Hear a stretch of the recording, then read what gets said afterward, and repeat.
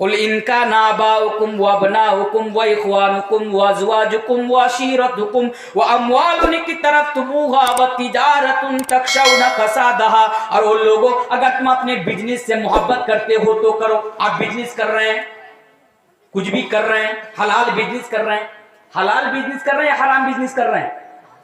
ایک بات بولوں، کلیا چوک میں نا کچھ بولنے سے ڈر بھی لگتا ہے، سچ بول رہا ہوں آپ کو. جب گھر، معاف کیجیے گا، برا مت مانیے گا، سچ بول رہا ہوں، گھر سے جب نکلتا ہوں ماں کہتی ہے بیٹا کہاں کا پروگرام ہے، کہتا ہوں کہ ماں کلیا چوک کا پروگرام ہے. ماں کہتی ہے بیٹا ذرا سنبھال کر بولنا، کلیا چوک کے لوگ بڑے خطرناک ہوتے ہیں، بڑے خطرناک. ہمارے گاؤں میں رشتہ دار بھی ہیں کلیا چوک کے، بڑے خطرناک ہیں. ماں سے کہتا ہوں ماں پریشان نہ ہو، کلیا چوک کے لوگ مجھے بڑا پیار کرتے ہیں، اگر ایک مارنے والا ہے تو ہزاروں بچانے والا ہے. آپ کا بیٹا کا کچھ نہیں ہوگا. کلیا چوک کے لوگ ایسے بدنام ہیں لیکن دل کے بڑے اچھے ہوتے ہیں. وہ لوگ تو مولویوں کے لیے جان بھی دے سکتے ہیں کلیا چوک کے لوگ. تو جو بتا رہا تھا، کہاں سے بات نکلی؟ بزنس. کس چیز کا بزنس کر رہے ہیں، حلال یا حرام؟ سننے میں آیا بڑا سود کا بزنس چل رہا ہے یہاں پہ، لوگ سود کا بزنس کر رہے ہیں. بھائی میں نہیں جانتا کون کرتا ہے، اگر آپ کرتے ہیں چھوڑ دیجئے نا. آج میں نے جمعہ میں کہا چھوڑ دیجئے، حرام ہے. کبھی اگر موقع ملے تو سود کے بارے میں بتاؤں گا کہ سود اتنا بڑا گناہ ہے. معلوم ہے آپ کو اتنا بڑا گناہ ہے سود. اللہ تبارک و تعالیٰ کہتا ہے کہ میرے بندو سود چھوڑ دو، چھوڑ دو، سودی کاروبار مت کرو، یہ حرام ہے. پھر سنو میں تمہیں سمجھا رہا ہوں، اللہ کہہ سمجھا رہا ہوں، سودی کاروبار چھوڑ دو. نہیں چھوڑو گے؟ ہیرو ہو، بہت پاور ہے، سودی کاروبار کر کے بہت پیسہ آ گیا تمہارے پاس، بہت گرمی پیدا ہو گئی. اب اللہ کہتا ہے میرے ساتھ جنگ کرنے کے لیے تیار رہو. سود ایسا گناہ ہے کہ اللہ تبارک و تعالیٰ خود کہتا ہے قرآن کریم کے اندر کہ اگر تم سودی کاروبار نہیں چھوڑو گے تو میرے ساتھ جنگ کرنے کے لیے تیار رہو. اب بتائیے اللہ کے ساتھ اگر آپ جنگ کریں گے تو کبھی جیت پائیں گے؟ اس کا مطلب یہ ہوا کہ اللہ آپ کو ڈرا رہا ہے، اللہ آپ کو خبردار کر رہا ہے کہ سودی کاروبار مت کرو. تو کیا بیان کر رہا تھا؟ موضوع نہیں ہے، میں نہیں بھٹکوں گا، صرف اسی موضوع پر رہوں گا انشاءاللہ. تو جلدی جلدی بیان کرو، بہت ٹائم آگے بڑھ رہا ہے تیزی کے ساتھ. وَتِجَارَةٌ تَخْشَوْنَ كَسَادَهَا، اگر تم بزنس سے محبت کرتے ہو تو بزنس سے محبت کرو، اپنا بزنس کو بہت بڑا بناؤ، بزنس کے لیے محنت کرو، مشقت کرو. اسلام آپ کو منع نہیں کر رہا ہے، اسلام آپ کو روک نہیں رہا ہے، لیکن ان لوگوں اللہ اور اللہ کے رسول سے بڑھ کر بزنس کی محبت آپ کے اندر نہیں آنی، آپ کے دل کے اندر نہیں آنی چاہیے. اگر اسلام نے کہہ دیا کہ یہ حرام ہے، حرام ہے، اللہ نے کہہ دیا یہ حرام ہے، رسول نے کہہ دیا یہ حرام ہے، میرے بھائیوں اب حرام بزنس کرنے میں تو آپ کو بڑا مزہ آ رہا، بڑا پیسہ آ رہا ہے، اس کے ساتھ آپ کی محبت آ گئی. لیکن اسلام کہتا ہے، قرآن آپ سے کہتا ہے کہ اے لوگوں یہ محبت ہٹا دو، ہٹا دو، ہٹا دو، کیونکہ اس سے زیادہ محبت تو آپ کو اللہ اور اللہ کے رسول کے ساتھ کرنی ہے. اس کے بعد اللہ کے نبی فرماتے ہیں، اللہ تبارک و تعالیٰ فرماتا ہے وَمَسَاكِنُ تَرْضَوْنَهَا، اگر تم اپنے گھر سے محبت کرتے ہو تو کرو. کون سا گھر؟ اپنے خون پسینہ کیا ہوا کمائی، خون پسینہ کی ہوئی کمائی سے ایک ایک اینٹ جوڑ جوڑ کر جو آپ بڑی محنت اور مشقت کے ساتھ جو گھر تیار کرتے ہیں، جو گھر بناتے ہیں، اس گھر سے محبت کیجئے. میرے بھائیوں گھر سے تو سب کوئی محبت کرتا ہے. ذرا اتر پردیش کے اندر جائیے میرے بھائیوں، کیا بتاؤں اتر پردیش کے بارے میں، ہم بھی کرتے ہیں تو ہو جاتے ہیں بدنام، وہ قتل بھی کرتا ہے تو چرچا نہیں ہوتا. میں کیسے بتاؤں، کیونکہ میرے سامنے اتنے سارے کیمرے لگے ہوئے ہیں. اور میرے بھائیوں آج ہمارے دیش کے میڈیا والے، آپ کو شاید معلوم ہوگا، خبر دیکھے ہوں گے، وہ لوگ اسی امید میں بیٹھے ہوئے ہیں کہ مولانا تنویر کی زبان سے کچھ ایسی باتیں نکل جائے اور میں مرچ مسالہ لگا کر اس کو نیوز چینل سے چلا کر مولوی تنویر کو آتنکواد گھوشت کر دوں. آج وہ لوگ بھی مجھے آتنکواد گھوشت کرنے میں لگے ہوئے ہیں. ورنہ اٹھائیے آپ نیوز ذرا دیکھیے، بتاؤں گا انشاءاللہ آگے میں اس کی بھی ڈیٹیلز. لوگوں کیسے بتاؤں میں آپ کو، بات یہاں سے نکلی کہ اگر آپ گھر سے محبت کرتے ہیں تو کریے. لیکن اتر پردیش کے اندر ذرا ان لوگوں سے پوچھئے، کن سے، جن کا گھر آج بلڈوزر سے توڑا جا رہا ہے، مسلمانوں کو مارا جا رہا ہے، مسلمانوں کو کاٹا جا رہا ہے، اور افسوس کہ مسلمانوں کا ہی گھر توڑا جا رہا ہے، ہمیں ہی مارا جا رہا ہے، ہمیں ہی کاٹا جا رہا ہے، اور ہمارا ہی گھر توڑا جا رہا ہے بلڈوزر کے ذریعے سے. کوئی بولنے والا نہیں. آج پوری دنیا خاموش ہے. آج پوری دنیا کو صاف سون گیا، اتر پردیش کے ہزاروں مسلمانوں کے گھروں میں بلڈوزر چلا کر ان کے گھروں کو تہس نہس کر دیا، جہاں پر ایک انسان اپنی زندگی کی ساری کمائی دے کر ایک گھر بناتا ہے، اور آج یہ ظالم سرکار، یہ ٹکلا آج اس کا گھر توڑ رہا ہے، لیکن کوئی بولنے والا نہیں اس کے اوپر، کوئی بولنے والا، سب تماشا دیکھ رہے ہیں۔ میرے بھائیوں، یہی تو حقیقت ہے۔ قل ان كان آباؤكم وابناؤكم واخوانكم وازواجكم وعشيرتكم واموال اقترفتموها وتجارة تخشون كسادها ومساكن ترضونها، اگر تم اپنے گھر سے محبت کرتے ہو تو محبت کرو، لیکن ان لوگوں اللہ اور اللہ کے رسول سے زیادہ محبت نہیں ہونی چاہیے۔ صحابہ کو دیکھو، اور لوگوں جب اللہ کے نبی مکہ سے ہجرت کر کے مدینہ کے اندر چلے گئے، مکہ کے اندر لوگوں نے جب مسلمانوں کو رہنے نہ دیا، مسلمانوں کو بڑا پریشان کرنے لگا، مسلمانوں کو بڑا ستانے لگا، وہ مسلمان اپنے ایمان کو بچانے کے لیے، اپنے ایمان کی حفاظت کے لیے مکہ چھوڑ کر، اپنے گھروں کو چھوڑ کر، اپنی بڑی بڑی بلڈنگوں کو چھوڑ کر مدینہ کے اندر چلے جاتے ہیں۔ سب کچھ چھوڑ چھاڑ کے، گھر پریوار، بیوی بچے، ضرورت پڑی، سب کچھ چھوڑ کر کے وہ لوگ صرف اپنے ایمان کی حفاظت کے لیے، اپنے ایمان کو بچانے کے لیے مدینے کے اندر چلے جاتے ہیں۔ یہ ہے اللہ اور اللہ کے رسول کی محبت۔ اب ذرا آگے آئیے، احب الیکم من اللہ ورسولی، اگر ان 8 چیزوں میں سے کسی ایک چیز کی محبت بھی غالب آ گئی تو فتربصوا حتی یاتی اللہ بامری، تو ان لوگوں اللہ کے عذاب کے آنے کا انتظار کرو۔ آیت تو کمپلیٹ ہو گئی، اب ذرا اور دوسری چیزوں پر آئیے اسی موضوع کے۔ اور لوگوں رسول سے محبت کتنی اہمیت ہمارے لیے ہے۔ اور لوگوں اتنی دیر سے صحابہ کرام کے واقعہ میں آپ لوگوں کے سامنے بیان کیا جا رہا ہوں، اس لیے بیان کیا جا رہا ہوں تاکہ آپ کی ایمان کے اندر جو جنگ لگ چکی ہے، آپ کے ایمان کے اندر جو گندگی لگ چکی ہے، آپ کا ایمان پھر سے تازہ ہو جائے۔ صحابہ کرام کس طرح اللہ کے نبی سے محبت کرتے تھے، اللہ تبارک و تعالیٰ نے اس آیت کریمہ کے ذریعے سے جو کسوٹی بیان کر دی، صحابہ کرام نے اس کسوٹی پر کھڑا اتر کر دکھایا اور دنیا والوں کو دکھایا کہ لوگوں دیکھو ہم لوگ کس طرح نبی سے محبت کرتے تھے۔ اور لوگوں سنو، ایک انسان وہ مسلمان نہیں ہے، نام کیا ہے؟ نام ہے مسعود بن عروہ۔ مسعود بن عروہ نام ہے اس کا۔ وہ صلح حدیبیہ کے ٹائم پر، صلح حدیبیہ کے موقع پر مشرکین کی طرف سے سفیر بن کر اللہ کے نبی کے پاس آتے ہیں۔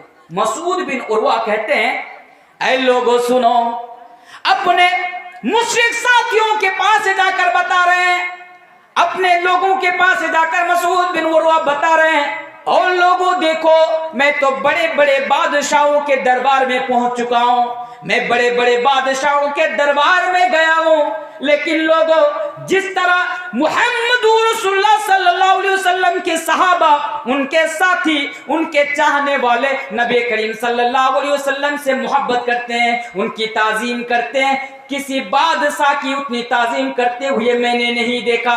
صحابہ کرام کس طرح نبی کریم جناب محمد رسول اللہ صلی اللہ علیہ وسلم سے محبت کرتے تھے، عروہ بیان، مسعود بن عروہ بیان کرتا ہے کہ اللہ کے نبی اگر تھوکتے بھی تھے تو صحابہ کرام اپنے ہاتھوں پر نبی کریم صلی اللہ علیہ وسلم کی تھوک کو اٹھا لیتے تھے اور اپنے شریر کے اندر تبرکن اس کو، اپنے جسم کے اوپر اس کو مل لیتے تھے۔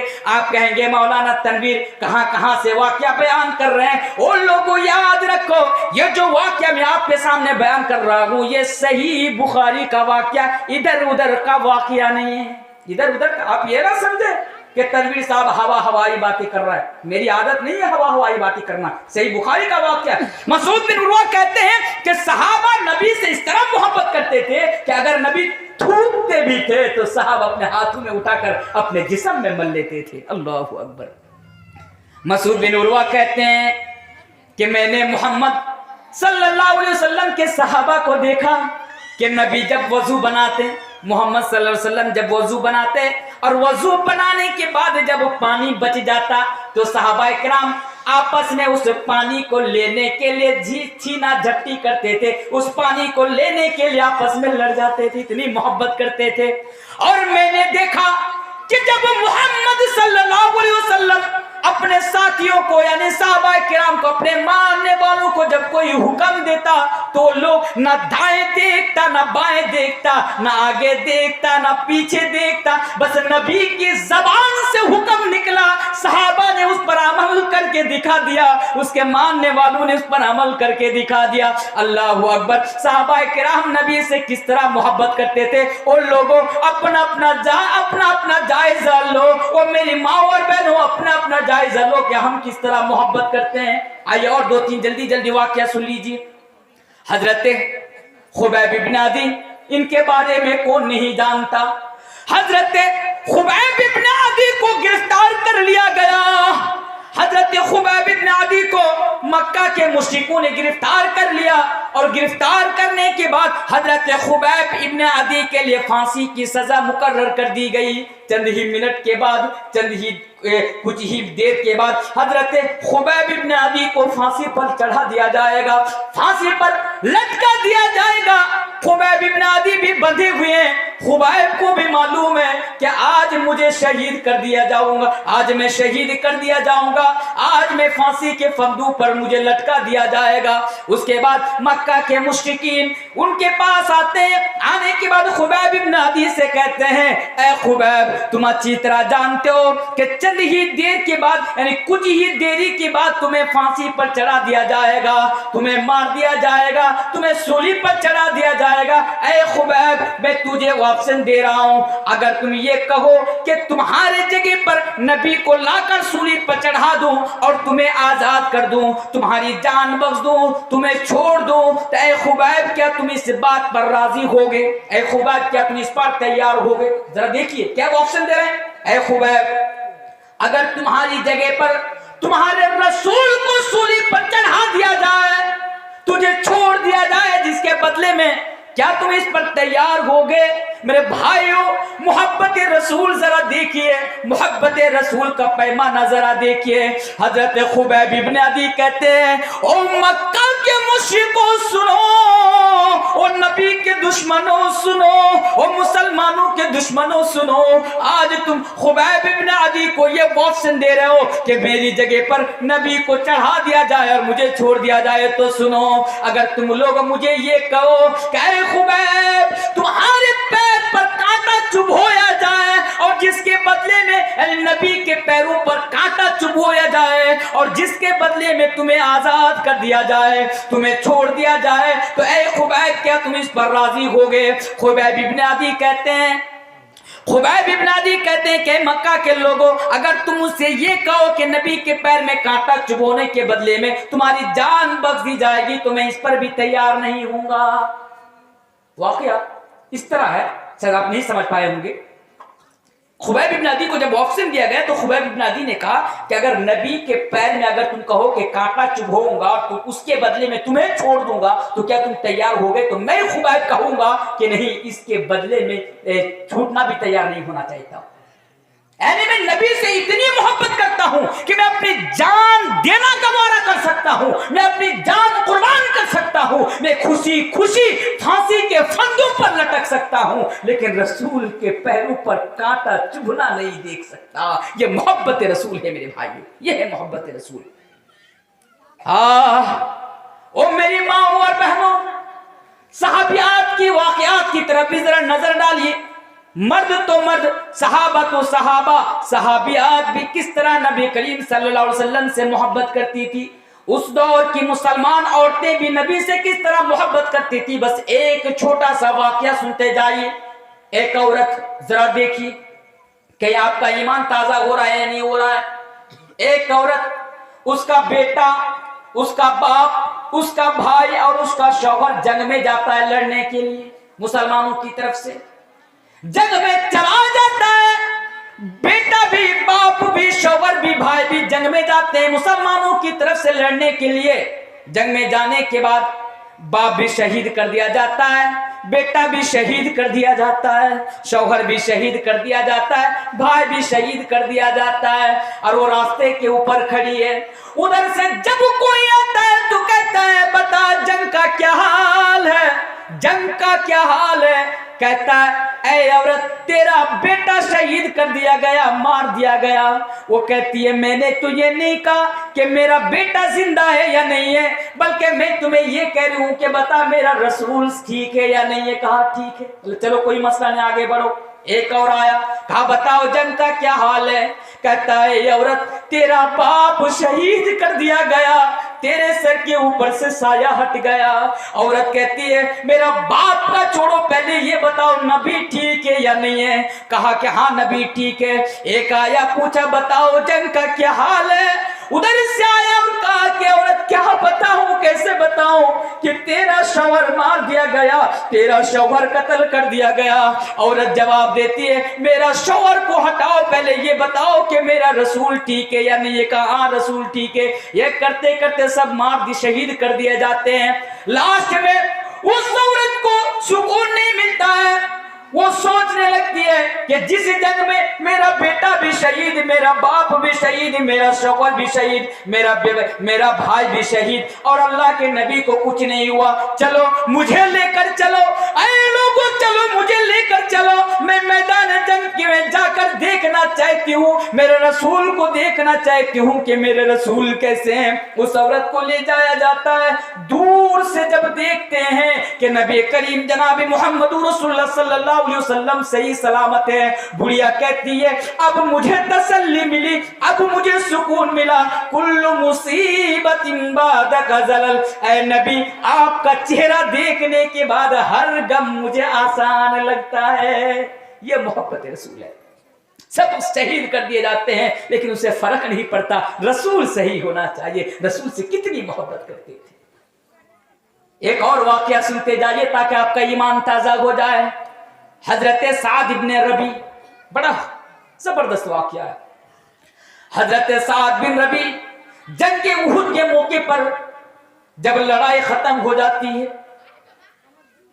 دشمن جنگ جیت جاتے ہیں, اللہ کے نبی کہتے ہیں لوگوں سعد بن ربی نظر کیوں نہیں آ رہے ہیں, سعد بن ربی کو ڈھونڈو, سعد بن ربی کہاں ہے. ڈھونڈنے کے لیے سعد بن ربی کو نکل پڑتے ہیں. لاشوں کی ڈھیروں سے گزر رہا ہے. بہت سارے مسلمان شہید کر دیے گئے, بہت سارے مسلمان ایمان کے لیے لڑتے لڑتے, اپنے نبی کے لیے لڑتے لڑتے, اسلام کے لیے لڑتے لڑتے وہ شہید کر دیے گئے, مار دیے گئے. ایک ڈھونڈنے کے لیے نکلا, لاش چاروں طرف لاشیں, یہ لاشیں بھیجی ہوئی ہے. آواز لگاتا ہے اے سعد بن ربی تم کہاں ہو, اے سعد بن ربی تم کہاں ہو. لیکن سعد بن ربی کا کوئی جواب نہیں آ رہا ہے, کوئی جواب نہیں آ رہا. پھر آواز لگائے سعد بن ربی تم کہاں ہو. سعد بن ربی زخمی ہو کر پڑے ہوئے, آخری سانس چل رہی ہے, سعد بن ربی کی زبان سے آواز نہیں نکل رہی ہے. سعد بن ربی خاموش ہے.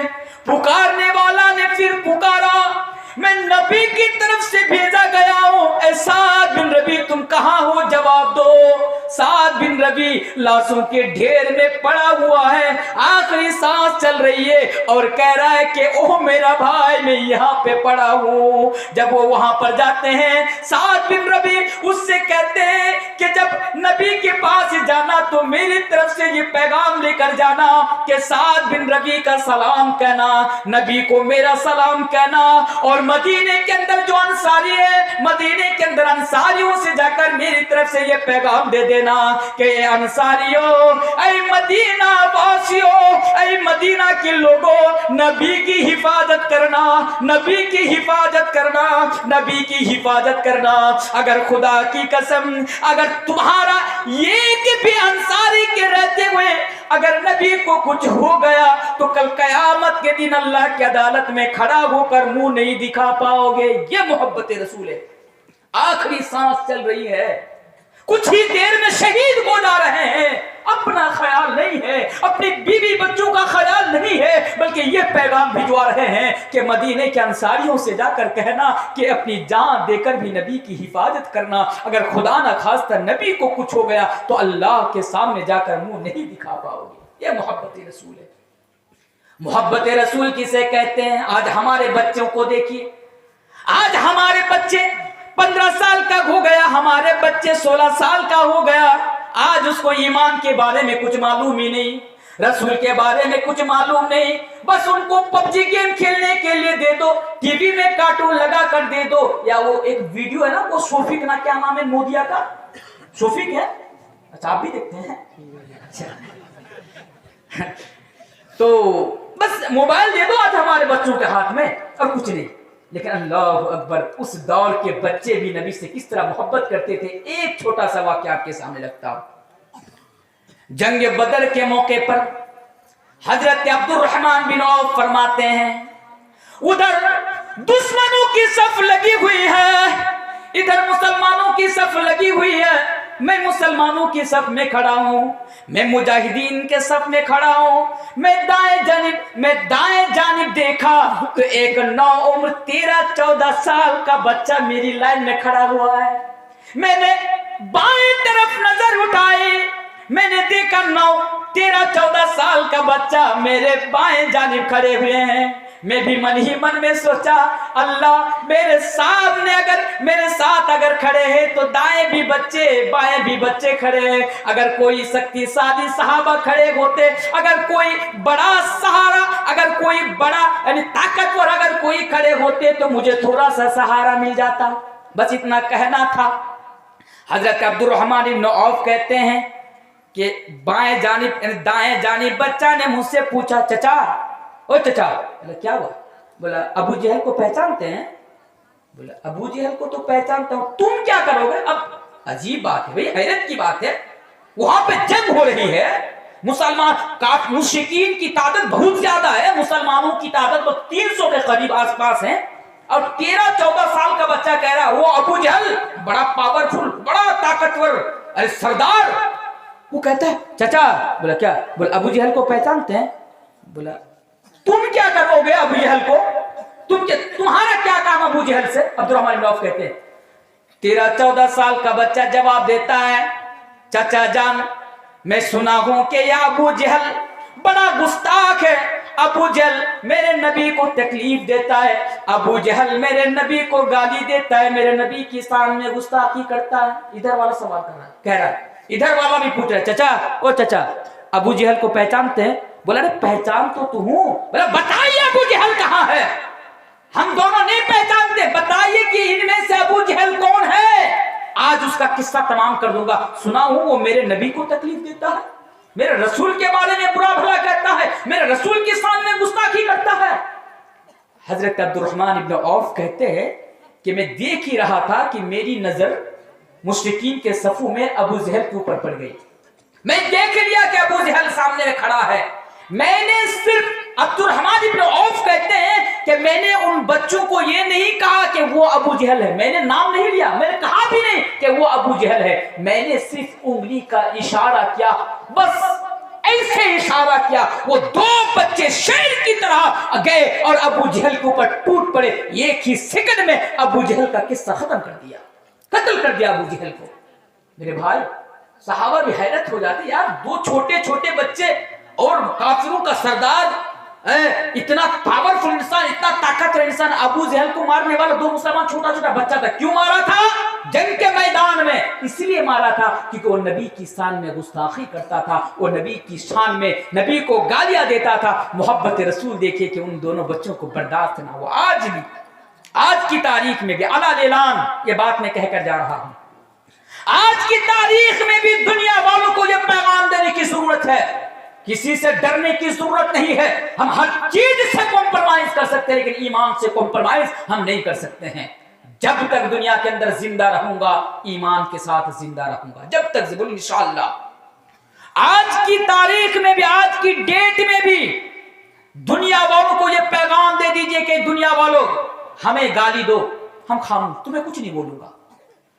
हमारे खानदान को भी गाली दोगे तो हम सब्र कर लेंगे, बाप को भी गाली दोगे तो हम सब्र कर लेंगे, लेकिन अगर रसूल को गाली दोगे तो आज भी मुसलमान इसको बर्दाश्त नहीं कर सकता। क्या मुसलमान बर्दाश्त कर सकता है कोई कि मेरे रसूल के सामने कोई गुस्ताखी करे, मेरे रसूल को कोई गाली दे? मुसलमान इसको बर्दाश्त नहीं कर सकता है। इसलिए ये हिमाकत ना करना, पूरी दुनिया को आज वार्निंग देने की जरूरत है। کہ ہمارے اوپر ظلم کرو ہم برداشت کریں گے, ہمارا گھر بلڈوزر سے توڑ دو ہم برداشت کر لیں گے, مسلمانوں کو سلاخوں کے اندر ڈال دو ہم برداشت کر لیں گے جو تم آج کرتے آ رہے ہو, لیکن خبردار ہمارے رسول کی شان میں گستاخی مت کرنا, ہمارے رسول کو گالی مت دینا, کیونکہ ایک مسلمان اپنی جان سے بھی زیادہ رسول سے محبت کرتا ہے, جان سے بھی زیادہ رسول سے محبت کرتا ہے. یہ ایمان کا تقاضا ہے میرے بھائی, محبت رسول.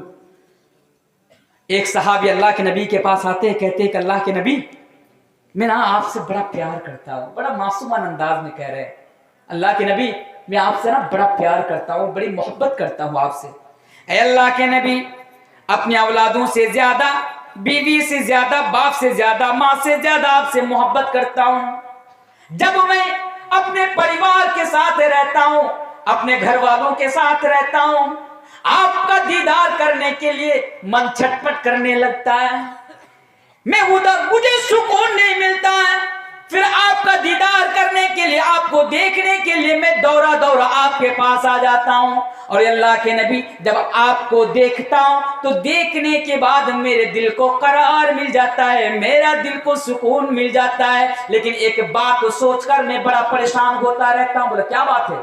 کہا کہ اللہ کے نبی آپ کے پاس بھی موت آئے گی, میرے پاس بھی موت آئے گی, مجھے بھی مرنا ہوگا, آپ کو بھی مرنا ہوگا. دیکھیں صحابی کہہ رہے ہیں کہ رسول آپ کے پاس بھی موت آئے گی, لیکن اگر آج ہماری زبان سے اگر یہ نکل گیا کہ نبی کریم صلی اللہ علیہ وسلم اس دنیا سے, ان کے پاس بھی موت آئی, دنیا سے رخصت ہو گئے, تو ہمارے بہت سارے مسلمان کہتے ہیں یہ 24 نمبر ہی ہے. اور آپ کو معلوم ہے ایک جلسے کے اندر مجھے اس لیے تقریر کرنے نہیں دیا گیا کیونکہ میں اگلا دن یہ کہہ دیا تھا کہ ہمارے رسول اس دنیا سے رخصت ہو گئے, اللہ کے رسول کے پاس بھی موت آئی. یہ کہنے کے لیے آج کی ڈیٹ کی بات کر رہا ہوں میرے بھائیو. آج بھی اگر میں یہ کہہ دوں, جب یہ سوشل میڈیا کے اوپر یہ میری تقریر جائے گی کہ مولوی تنویر نے کہا کہ نبی کے پاس موت آئی تھی, تو کہے گا یہ سب سے بڑا 24 نمبر ہی ہے, یہ سب سے بڑا گستاخ رسول ہے جو کہہ رہا ہے کہ نبی کے پاس بھی موت آئی تھی. لیکن حقیقت یہی ہے کہ موت نبی کے پاس بھی آئی تھی. انک میت وانہم میتون. وما ایک جگہ پر ہے کہ وما محمد الا رسول قد خلت من قبله الرسل افان مات او قتل انقلبتم على اعقابكم. اللہ نے صاف یہ واضح کر دیا کہ موت نبی کے پاس بھی آئی تھی. تو کیا بتا رہا ہوں, صحابی کہہ رہے کہ اللہ کے نبی موت آپ کے پاس بھی آئے گی, میرے پاس بھی آئے گی, مرنے کے بعد آپ جنت میں چلے جائیں گے. آپ تو نبی ہیں, آپ کا مقام بڑا بلند ہوگا, آپ تو بڑے اونچے مقام پر رہیں گے جنت کے اندر, آپ تو نبیوں کے ساتھ رہیں گے. اور خدا نہ خواستہ اگر میں بھی جنت کے اندر چلا گیا, پھر جنت میں جا کر میں تو آپ کا دیدار نہ کر پاؤں گا, میں تو آپ کو دیکھ نہیں پاؤں گا. ایک صحابی رسول ہے تو یہ سوچ کر دنیا میں گھبرا رہا ہے کہ جنت میں جا کر آپ کا دیدار کیسے کروں, آپ کو کیسے دیکھوں. اللہ اکبر. محبت رسول کا پیمانہ کیا تھا ان کے نزدیک, کیا محبت تھی میرے بھائیوں. ضرورت ہے آج اس محبت کی. اللہ کے نبی خاموش ہو گئے, کوئی جواب نہ دیا. کچھ ہی دیر کے بعد قرآن کی آیت نازل ہو جاتی ہے, وَمَن يُطِعِ اللَّهَ وَالرَّسُولَ فَأُولَٰئِكَ مَعَ الَّذِينَ أَنْعَمَ اللَّهُ عَلَيْهِم مِّنَ النَّبِيِّينَ وَالصِّدِّيقِينَ وَالشُّهَدَاءِ وَالصَّالِحِينَ. اے نبی آپ صحابہ کو جواب دے دیجئے کہ اگر تم دنیا میں وَمَن يُطِعِ اللَّهَ وَالرَّسُولَ فَأُولَٰئِكَ مَعَ الَّذِينَ أَنْعَمَ اللَّهُ عَلَيْهِم مِّنَ النَّبِيِّينَ. اگر تم دنیا میں اللہ اور اللہ کے رسول کی اطاعت کرو گے تو کل قیامت کے دن تم نبی کے ساتھ رہو گے, تم نبی کے ساتھ رہو گے. اللہ